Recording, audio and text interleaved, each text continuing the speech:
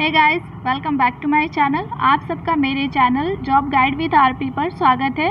दोस्तों, कैसे हो आप सब लोग? आई होप आप सब अच्छे ही होंगे और अच्छा ही रहना चाहिए। फाइनली झारखंड कर्मचारी चयन आयोग की तरफ से स्टेनोग्राफर और क्लर्क की वैकेंसी का नोटिफिकेशन आउट कर दिया गया है। जो भी बच्चे स्टेनो की तैयारी कर रहे हैं और जिनका भी सपना क्लर्क बनने का है, उनके लिए ये बहुत ही सुनहरा मौका है, क्योंकि इसमें पदों की संख्या जो है वो काफ़ी अच्छी खासी है। इसमें पदों की टोटल संख्या जो है वो 991 है।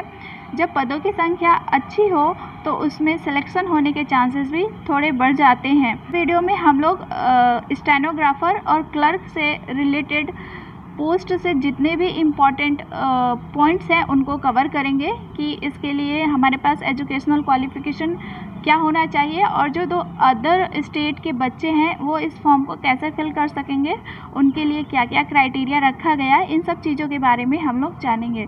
तो सबसे पहले मैं आपको बता देती हूँ कि ये जो है इन दोनों पोस्टों के लिए एप्लीकेशन फॉर्म फिल करना जो स्टार्ट हो जाएगा वो 27 मई 2022 से लेके आप इसको फिल कर पाओगे 19 जून 2022 तक फिल कर पाओगे।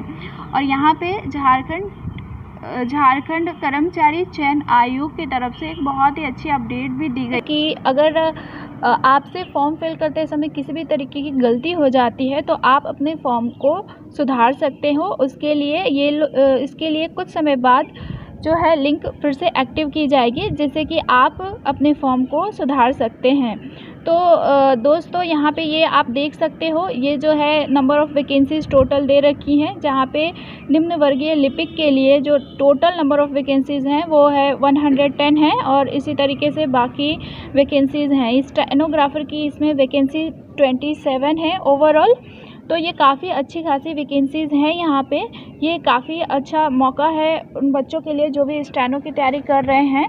तो इसके आगे हम लोग गाइस चलिए हम लोग सेकंड पॉइंट पे चर्चा कर लेते हैं कि हाँ, इसके लिए हमें एजुकेशनल क्वालिफ़िकेशन हमारे पास क्या होनी चाहिए।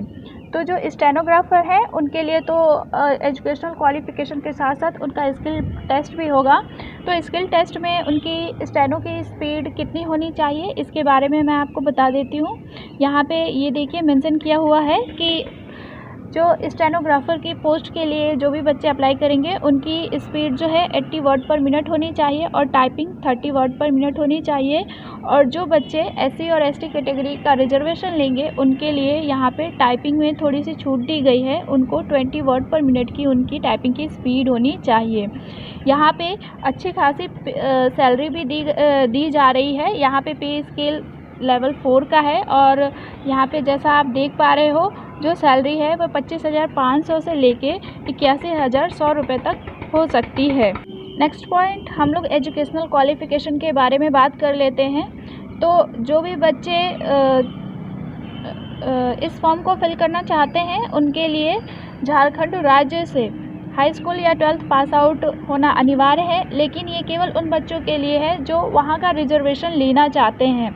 परंतु जो बच्चे इस रिजर्वेशन को नहीं लेना चाहते हैं उनके लिए ये पॉइंट जो है वो बहुत ज़्यादा ज़रूरी नहीं है। इसमें उन लोगों को थोड़ी सी छूट दी गई है। वो ऑल ओवर इंडिया कहीं से भी 12th पास आउट और 10th पास आउट होंगे तो भी काम चल जाएगा। यहाँ पे जो भी बच्चे स्पोर्ट्स से रिलेटेड हैं, जो खेल कूद करते हैं, उनके लिए भी ये चीज़ें बताई गई हैं यहाँ पे कि वो किस लेवल के स्पोर्ट्स प्लेयर हैं, तो उनको भी इस फॉर्म को फिल करने में छूट दी जा सकती है। यहाँ पे इन सारी चीज़ों के बारे में यहाँ बताया गया है।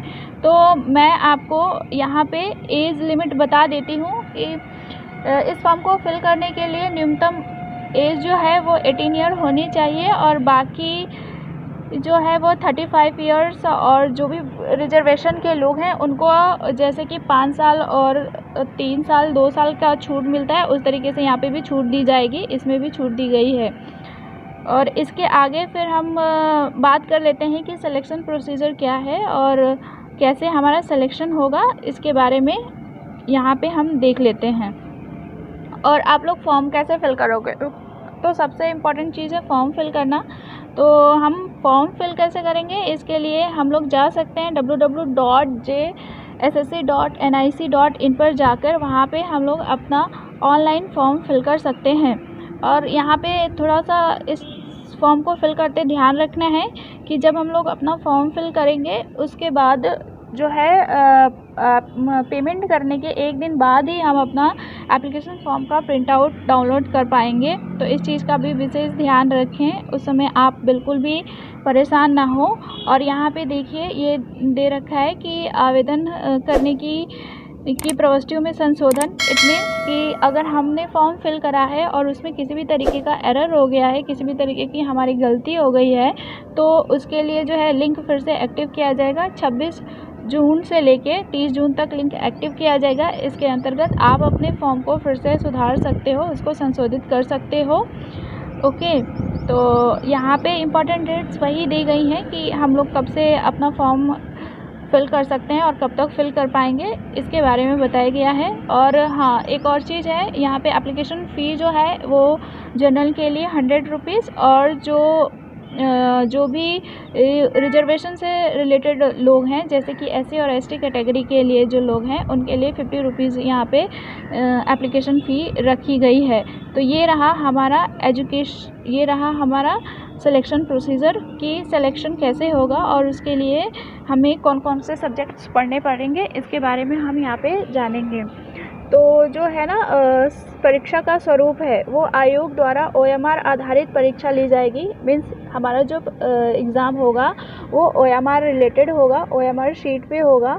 और यहाँ पे और अगर जो एग्ज़ाम है वो एक से अधिक शिफ्ट में होता है तो वहाँ पे नॉर्मलाइजेशन भी हो सकता है, ठीक। और उसके बाद परीक्षा का स्वरूप एवं पाठ्यक्रम क्या रहेगा, तो परीक्षा का स्वरूप जो होगा वो परीक्षा का एक ही चरण होगा जो कि मेन परीक्षा होगी। और इसमें प्रत्येक क्वेश्चन के लिए 3 मार्क्स दिए जाएंगे और एक गलत क्वेश्चन के लिए 1 मार्क्स काट लिए जाएंगे। मीन्स इसमें नेगेटिव मार्किंग भी है।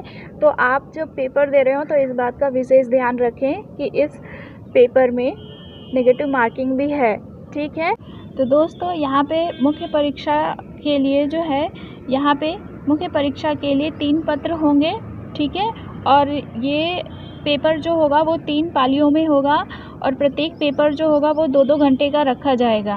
तो यहाँ पे पत्र फर्स्ट जो है उसके बारे में बताया गया है। ये जैसा आप देख रहे हो यहाँ पे ये भाषा ज्ञान, कुल प्रश्न जो होंगे उसमें 120 होंगे और परीक्षा अवधि जो होगी वो 2 घंटे होगी, जिसमें कि हिंदी भाषा के 60 प्रश्न होंगे और अंग्रेजी भाषा के भी 60 प्रश्न होंगे। पत्र 2 में हम यहाँ पे देख पा रहे हैं, यहाँ पे पत्र 2 में ये जो है इससे रिलेटेड कुल 100 क्वेश्चन होंगे और इसकी भी परीक्षा अवधि 2 घंटे होगी।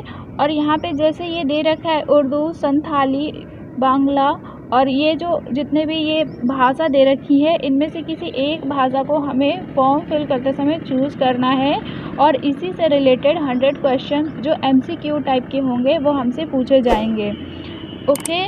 और इसमें हमें 30% अंक लाना अनिवार्य है।